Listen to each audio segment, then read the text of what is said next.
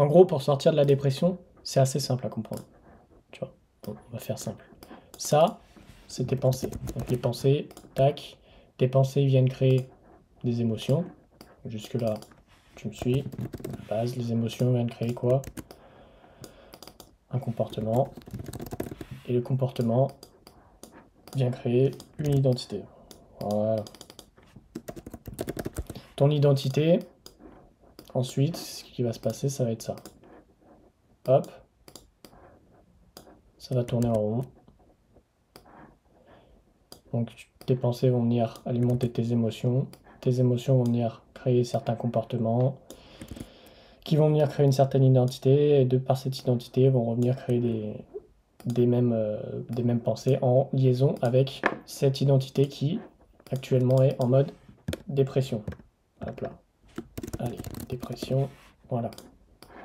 Ça, dépression, déprime ou toutes les choses comme ça. Ensuite, tu as un autre truc.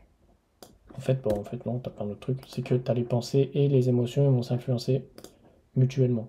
Donc ça, c'est pas cool. Mais c'est comme ça.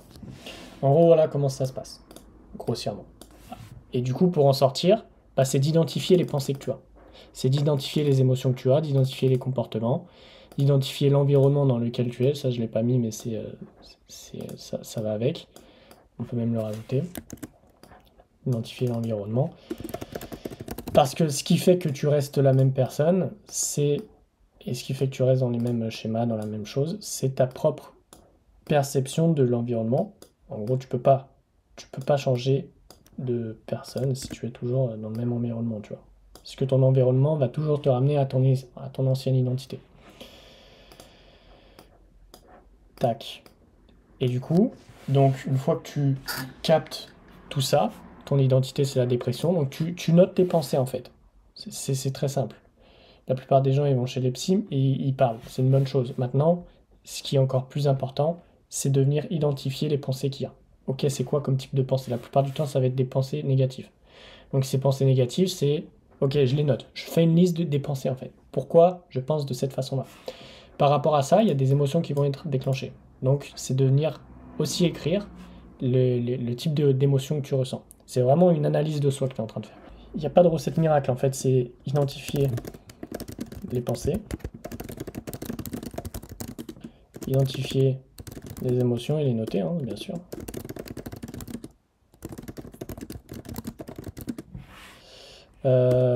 Comprendre les différents comportements, enfin, voir qu'est-ce que ça déclenche.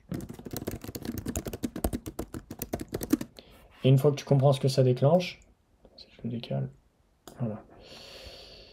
Bah tu essayes de voir l'environnement dans lequel tu es. Et ensuite, bah, l'identité, tu la connais déjà parce que c'est ce qui est créé.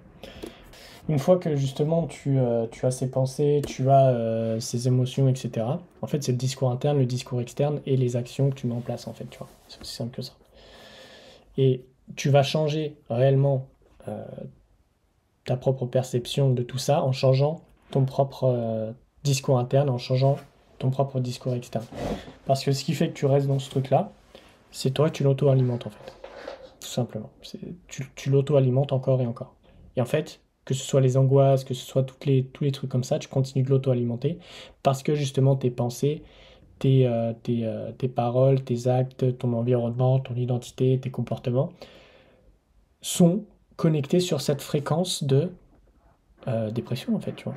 La suite logique, comment augmenter sa vibration, comme certains le prétendent, en fait on s'en fout de la vibration. Parce que la vibration c'est un résultat de ta propre identité. Donc, de tout ça. Tout ça va faire que tu vas augmenter ta vibration ou pas. Et c'est pas genre tu te concentres sur ta vibration, tu vois. C'est comme j'ai des contenus où tu as des personnes qui parlent de trucs, manifestations et tout, mais il y a plein de trucs malsains qu'on regardera sûrement, ou là maintenant, ou une autre fois. Mais justement, ça permet de bien comprendre que ta vibration, c'est comme les émotions en fait. Ça ne se gère pas. C'est juste une conséquence. Les émotions sont une conséquence de tes pensées. Ou alors, si c'est pas tes émotions, c'est que c'est une conséquence, non pas de tes pensées, mais des pensées des autres. Parce que souvent, t'en as qui captent les émotions. Et du coup, en fait, t'en as même beaucoup, ceux qui sont un minimum sensibles. Et en gros, les émotions des autres vont venir créer des inductions émotionnelles en toi. Donc ça, c'est induction émotionnelle.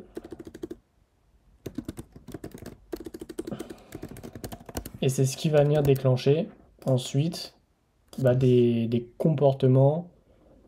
L'environnement, c'est pas tout le temps. Surtout là sur l'induction. Mais qui va venir déclencher des comportements où tu es énervé, où tu rentres chez toi, tu dis putain, j'ai envie de fracasser tout le monde, je comprends pas ce qui se passe, c'est quoi ce bordel, etc. Et qui va venir créer une certaine identité en mode putain, mais qu'est-ce que t'as aujourd'hui là, t'es trop bizarre et tout. Ouais, mais c'est parce que j'ai vu ma copine et tout, il lui arrivait plein de trucs et tout. Et en fait, t'as juste pris que ses émotions, en gros, grossièrement. Donc justement, quand tu viens travailler sur ces émotions, là, tu viens créer un discernement par rapport aux émotions, tu ne viens plus t'identifier à tes émotions, tu ne viens plus t'identifier à tes pensées, et c'est ce qui fait que la dépression, tu ne t'identifies plus à ça, parce que si tu n'es plus tes pensées, tes émotions, tes comportements, etc., par définition, tu n'es plus ta dépression. Et du coup, c'est ce qui fait que les gens restent dans cette dépression, c'est parce qu'ils s'identifient à cette dépression-là. Tu sais, quand ils en parlent, ils disent « je suis en dépression ». Donc ils s'identifient en disant « je suis ». Et du coup, ton discours interne va être lié à ça. Et par rapport à ton discours, là, quand je parlais de McDo, d'usine, etc., en fait, c'est très simple à comprendre. Si tu vas dans des usines ou des trucs comme ça, tu écoutes la façon de parler des gens, bon, pas tous, hein, forcément, mais la plupart, ça va être très lourd. Très lourd parce que émotionnellement, c'est lourd. Et ça, c'est ce que j'ai expliqué dans mon livre. Je ne sais pas si vous connaissez la relativité générale d'Einstein. Voilà. Ça, c'est la relativité générale d'Einstein.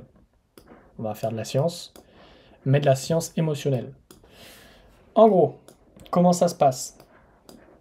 Einstein, ce génie, nous a dit, ok, plus t'es lourd, plus par rapport à l'espace-temps, en fait, tu t'enfonces.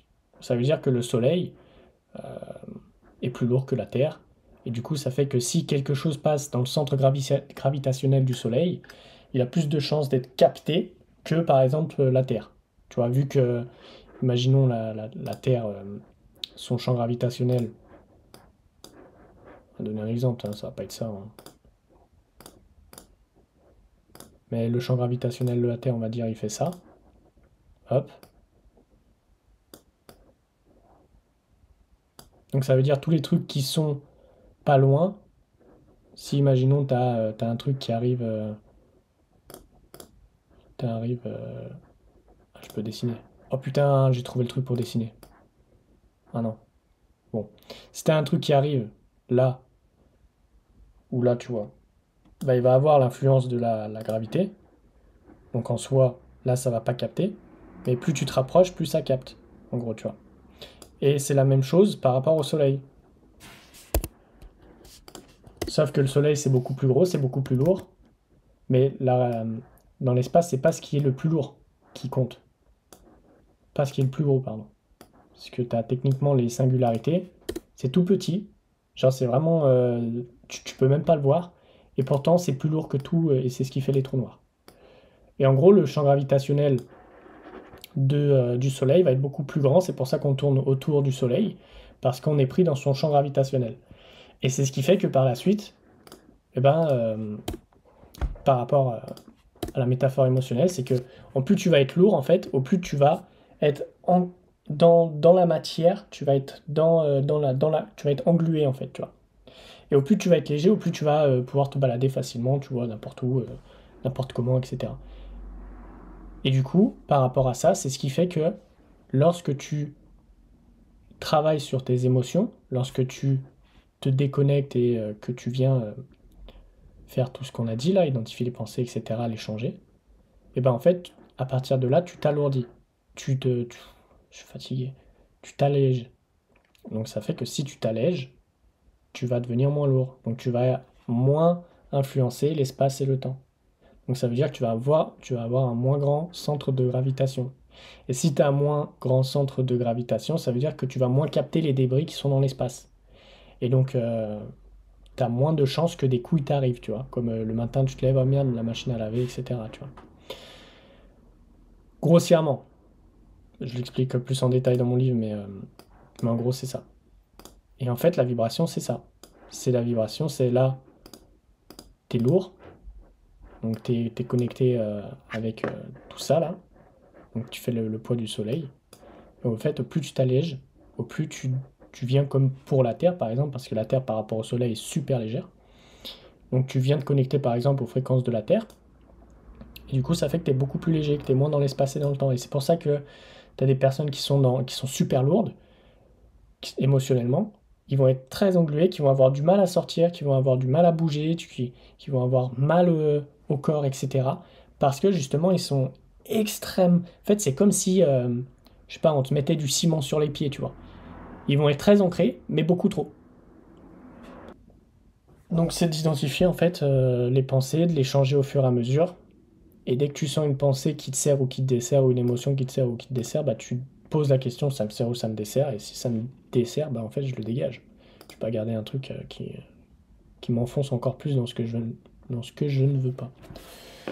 Donc en gros, voilà pour ça.